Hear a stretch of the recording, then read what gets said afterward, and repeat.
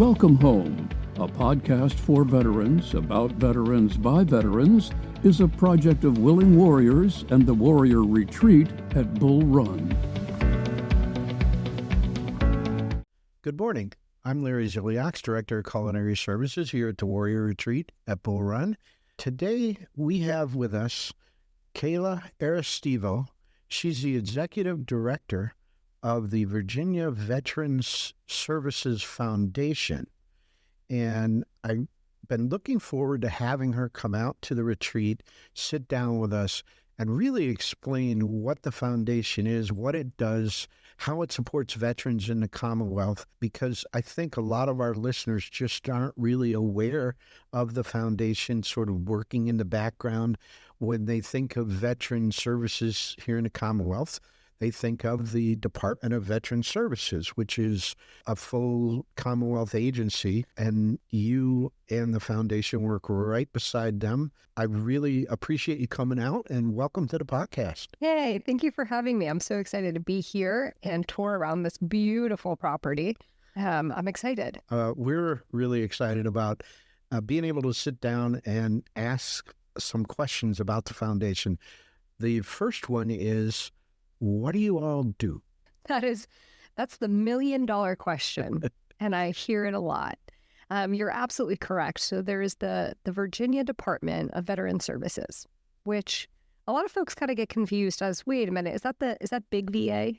And so the DVS, Department of Veteran Services for Virginia, often has to kind of make that correction. No, we love the VA, but we are not big VA. We are small VA. We are Virginia VA. And so what happens is DVS, as a state agency, serves the entire Commonwealth and the 700,000 plus veterans within it, has general funds from General Assembly. And what happens is, of course, with 700,000 veterans, there's more of a need oftentimes than that funding can support. Right. And so we can't just halt the operations. We can't just shut the doors in the benefits offices or, cease to support with our housing initiatives if we run out of funding. Yeah. Because that's real life. That's real life for people. Sure. And so what happens is the foundation, Virginia Veterans Services Foundation, that I'm the executive director for, comes in and is able to fill the gaps. So a lot of our kind of language, the way that we talk about the foundation on our website and our marketing, is just fill the gaps. Great. We've got the general funds. And then what else do we need to hit the most efficiency that we can in serving our veterans across the Commonwealth? Right. And so VSF, the Services Foundation, is a state agency. It's a 170, so it's charitable. Right. So we go out and I have the honor of being able to talk to different community partners, corporate sponsors, and get them to buy in and support. And their impact can go, obviously, to regional support, local support, and Commonwealth-wide. And so that's what the foundation does. Really, in short and simple terms, we fill the gaps so that we can extend the reach even further to all those veterans. How long has the foundation been operational? That's a great question. And it's been kind of a tricky independence movement, if you will, because the foundation, the accounts, if you will, the bank accounts have existed for quite some time. And at some point, there were people, in the offices in Richmond that decided, okay, it's a little messy to have donated funds within DVS. Yeah. And so branched it apart, started making that independence movement, hiring separate leadership, having its own board of trustees that is completely independent and separate. And so VSF comes alongside and is sistering to and parallel to the Department of Veteran Services now, separate entities. However, the only funding that VSF puts out is to DVS.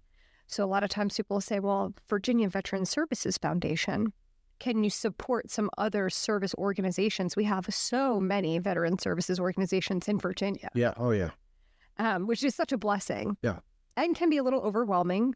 Where should I put my support to? Yeah. And so VSF in its entirety exists solely to support the state agency DVS. How much, what's the budget look like? What do you spend helping the Department of Veteran Services in an average year? Right. Well, in an average year, our allocation, our appropriation limit is typically somewhere around $800,000. Okay. Very small. Yeah. It is. When we think 700,000 veterans. Right. And part of I came on board in January. Part of my initiative is to really make sure that the more money we bring in, the more the state's going to allow us to spend. Right. And so appropriation should be up to $5 million rather than $800,000. Sure. And how much further we could extend with that reach if we had that. However, to your point, in the beginning, when we started this conversation is, well, if we don't know that it exists and we don't know what it does, how can we fund it and reach more of our veterans? Yeah. And so with such a small, I guess it's all relative, right? But for $800,000, we're looking at $850,000 for this upcoming year. Supporting DVS and all of its initiatives is quite a challenge. Yeah, it's not much money. Where do we divide up? So where are those gaps? And a lot of my work comes with, the board of trustees, myself, and the commissioner, who is Chuck Singler, and figuring out, okay, Mr. Commissioner, where do you want to prioritize the gaps? What gaps do we as the foundation need to be focused on funding? Is it veteran employment and transition? Right? Is it family and support, the housing initiatives? Is it behavioral health care, our fantastic veteran care centers? And so where do we want to prioritize? And that will kind of shift around sometimes. Of course, we want to prioritize all of our veterans, but it really, that collaboration piece, hand in hand with Commissioner Zingler and the directors within the service departments at DVS to figure out, what are we seeing? What are the boots on the ground throughout the Commonwealth in the benefits office who are face-to-face, eye-to-eye with these veterans? What do they need? And then come back every year and say, okay, well, based on what we have, this is where you want to see the funding go. Here's the funds. Go out and try to extend your reach as best as possible. So looking at 2023, where did most of the funding go? Great question. I will say notoriously, Virginia Veteran and Family Support. So that is a service area, that is a department within DVS. That tends to be our largest expenditure, primarily with behavioral health care and the housing initiatives, which is emergency sheltering, first month rent or security deposits. Those are huge initiatives and tend to take up the bulk of our funding.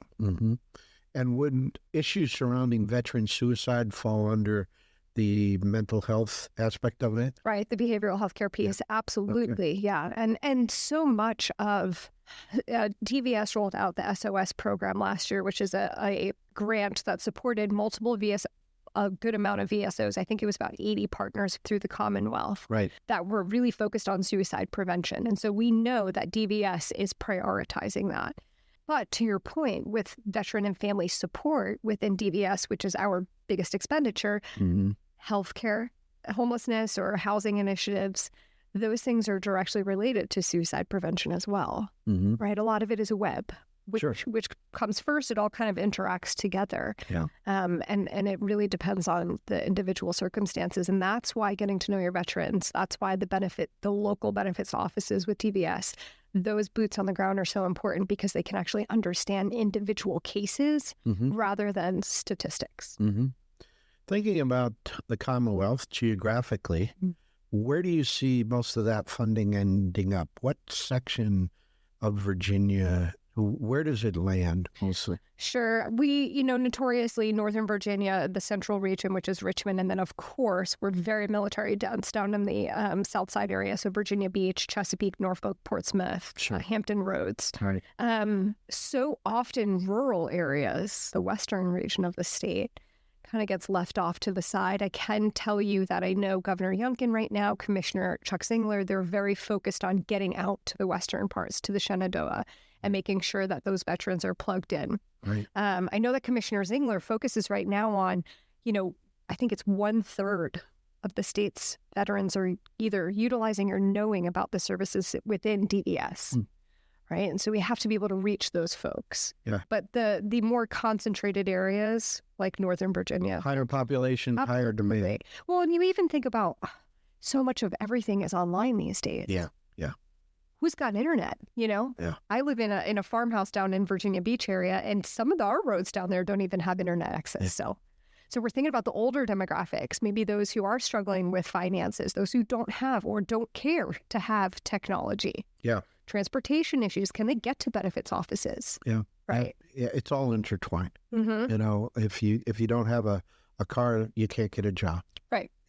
If you can't get a job, it's a strain on the family. It's a strain on the marriage. You end up divorced. Right. And then you just throw into that quagmire substance abuse. Right. So many veterans that just need to hear the message that these benefits are available to them. There's a lot of veteran service organizations out there that will help veterans find these. Sure. Navigate the process, Yeah. which is huge. I do use the Department of Veteran Services for services, especially when it comes to claims. Right. I have an appeal on a PACT Act claim right now that's handled through DVS offices in Manassas, and they have a great direct connection to the VA, and so it only makes sense to reach out to them. The other thing I think veterans here in the Commonwealth don't understand is the breadth of the services offered by the Virginia Department of Veteran Services. It's huge. Pretty much almost everything that the VA offers, Right. the DVS offers on a state level, absent the financial benefits Right. of a claim. Right. So there's no process to get money from the state for your disability claim, but you can get treatment, you can get counseling, you can get housing assistance, you can get so many services from the DVS here locally. I'm really happy to hear that there's a focus on Shenandoah and the rural areas of the state, especially down in the southern part. What a lot of people don't know is when you're in Northern Virginia and you want to go to Bristol, Virginia, you got to get in your car and drive for 8 or 9 hours. It's a big state. It is. And it's always been that these rural areas have been underserved. Correct. They're underserved when it comes to the VA. You don't find vet centers out there. You don't find regional clinics out there. So that is really good to hear. Talk a little bit about, I know our listeners are wanting me to ask, what's up with the Puller Center? Another $1 million question. So I just happened to look at the webpage, Yeah. which, by the way, we're going to have the webpage for the foundation in the show notes. I don't want to give it to you right now because I don't think I could get it right. There are a lot of S's in there, and I don't want to give you some bad information and then you just, bounce because what I said didn't work. So just click on the link in the show notes and it'll take you to the foundation's webpage. But I noticed there that under the Puller Center, it said opening in 2022. Yeah. And we're a little bit past that. Sure are. And there's some rumors out there that there were some construction issues, but I'm really wondering and hoping that you might have some information for us about the Puller Center. Yeah, I can give you the scoop. Yes, please. Oh, yeah. We are very excited. So the Puller Center has a twin sister, Jones and Cabacoy, down in Virginia Beach. Right. Which kicked off this last Veterans Day weekend. It's fantastic. I visit there often. They're doing great. Wow. And the Puller Center coming up here, the building, I'm excited. I hope you get to go visit it or get to the grand opening when the time comes. I would love to go to the ribbon cutting. I can't wait. I want to go pick out my room. Yeah. Oh, Larry. It is exciting. Now, I can tell you that, yes, there were indeed some construction issues. It was just we need to rework some of these things. And of course, there's so many codes. Mm-hmm. You know that with the buildings over here. There's so many codes. Yeah, we're just trying to get a permit for a barn on the property has been 6-8 months. Right. Right. So, and between codes for the VA, codes for the state, codes for all of it, we are inching closer and closer. I do know that there will be a grand opening. Oh, awesome. really exciting. And then from there, they'll kind of waterfall in, our veteran residents. Right. We'll start with tier 1, maybe that's less than 5 to 10. And then, within the year, hopefully be up to, operational status. Right. Along with, we've got staffing and all of that. So Brock Bakos is going to be the administrator up there, and he's a fantastic administrator. All of our care centers, I've met with all 4 care center administrators, and they are some passionate people. And Brock handed me, God bless him, handed me a list the other day of all of the exciting things that he wants funded for the Polar Center. Okay. This man has been sitting on ideas for years, waiting for it to open. Wow. And I know there's going to be ponds, and he's want fishing equipment. And he wants, we need storage sheds outside and pavilions and different activity things for these residents. I mean, when I read the activity list and what he wanted funded, the wish list, I was like, sign me up. I want to go there. Yeah. The thought and the intentionality that our DVS employees put into their job, specifically, I'm talking about the administrators now, the activity coordinators at the care centers, they love our veterans. And it impacts me, and I get emotional about it because it is really, really cool to see. And it's not just a place where people go to sit and spend out the rest of their time. I mean, they've got a bumpin' hobby lifestyle. Right. I would encourage, while we're on this, conversation, anybody who's in the area or in the Commonwealth or across the nation that wants to support Polar Center and says, hey, I want to support some of those ticket items. We're going to be pushing a wish list out pretty soon to start funding those things, so that when our veterans get in there, so much as a welcoming package, in their room, stuff like that needs to be funded. And just really make sure that people feel like when they're going there, they're going home. Much like your focus here, this is home. Yeah. Right? It's the intentionality between the s'mores goodie bags when people walk in, the fire pits, the whatever it is. So just, I'm really excited for Polar Center. And so, yes, we are waiting patiently, but it's coming up here. And when it is, it's going to be absolute perfection. So along those lines, a steady theme that we have here on the podcast is donate. Every organization comes on, we're going to talk about their webpage, and every webpage for a veteran service organization is the same. There's a donate button up in the right-hand corner. I'm not sure how it happened, but they're all the same. The foundation is no different. I want everybody to click that link in the show notes and take a look at, all the different aspects of the webpage. Read about the mission. Look at the partners. All of the organizations and people that donate are listed on there in various tiers, and I'm assuming the tier 5s are the ones that donate the most money, but there is a donate button up there, and you can give money to support the Polar Center and a lot of the different activities that the foundation supports. But also, there are operational expenses that this foundation needs to just exist. And these big companies that come along, the Smithfield Foods, these companies, God bless them, they give sizable donations, but it's almost always restricted. Sure. And it's the small donations, the $100, the $50, the $5, the $10. I don't care what you got, what you can spare, what you can donate, but then that's going to go into a fund that they then can direct where it's needed.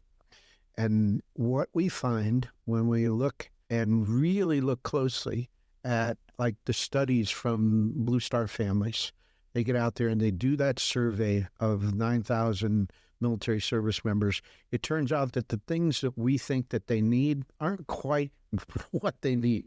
And a lot of times these companies, they donate money for things that they think are needed, and they probably are, but maybe not needed as much as some other things. Sure. And that's where these unrestricted general funds come in.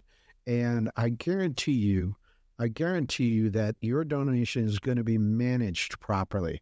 It's not going to be thrown away on expensive trips for the trustees to take to Hawaii. They have that. But it's going to go towards veterans, and it's going to go towards veterans here in the Commonwealth, in your state, in your hometown. The Polar Center is just a phenomenal example of that. And the sister center down in the Tidewater area. That makes 4. There were 2 existing, but they're bringing on 2 online, 2 brand new. And this one is going to have over 100 rooms, short-term as well as long-term stay. And it's so needed because there are a lot of veterans out there that need care. They're in their homes that are deteriorating around them. They can't afford what they need. They can't get the help that they need, and they can't afford $15,000 a month for a private nursing home. And this is really going to make the lives of some elderly veterans and some not elderly veterans that are struggling because of their injuries, their combat injuries, and they're going to have a place to go. And it is going to be like home. And it's because of your donations. So please bang on that donate button and give what you can, because it's really, really important. What is the one thing that you want our listeners to know about the foundation? What's the most important thing that they should know? The most important thing they should know is that it is our responsibility to care for our neighbors. Much like this place runs on the community involvement, DVS runs on the support of our entire Commonwealth. And when the directors of Virginia Veteran and Family Support Department within DVS came to us in March and said that they needed an extension of upwards of $200,000 to complete their support for our veterans until the end of fiscal year, which is June 30th, we needed to rise to that occasion. We can reach so many more people if we have the funds. It's not a matter of, can we spend the money? With 700,000 veterans, we can spend the money. Yeah. And when, a mother walks in and she's a veteran and she's got 2 little ones and they're on the street. Just unacceptable. It is. And it's not some far off story that you've heard on a podcast. It's really real. And so, like you said, $5, $10, $1, it works us towards that goal of supporting that mother to not feel like there's no way out. Yeah. Well, listen, I really appreciate you taking the time. I know you drove all the way up from Richmond, which is, it's a pretty drive, but it's not all that fun. I really appreciate you coming up and educating us on what the foundation does, how we can support it, and overall, just the amazing work that the Department of Veteran Services does. So please let everybody know there that we appreciate what they do. I know they probably don't hear it that often, but it's not an easy job because you have finite resources. Yeah. And almost every VSO out there and the VA and DVS, that balance isn't aligned. And they work hard, and I'm sure they're overworked. I know you probably have a staff of like 20, 25 people that work for you. Why are you laughing? I got 2. There you go. Okay. So that means you guys are working extra hard. I get it. But yeah, let everybody there know that we do appreciate the work that's done by the Department of Veteran Services. And thank you so much for coming out. Thank you, Larry. This was not only fun, but I do appreciate you doing this, your passion to get the word out. Yeah. It's important. And so thank you for having me. Well, for our listeners, we'll have another podcast, another episode next Monday at 5 a.m. If you have any questions or suggestions, you can reach us at podcast@willingwarriors.org. Until then, thanks for listening. The Welcome Home podcast is brought to you by Willing Warriors, a nonprofit organization serving active duty service members and veterans since 2012. To learn more, please visit our webpage at willingwarriors.org.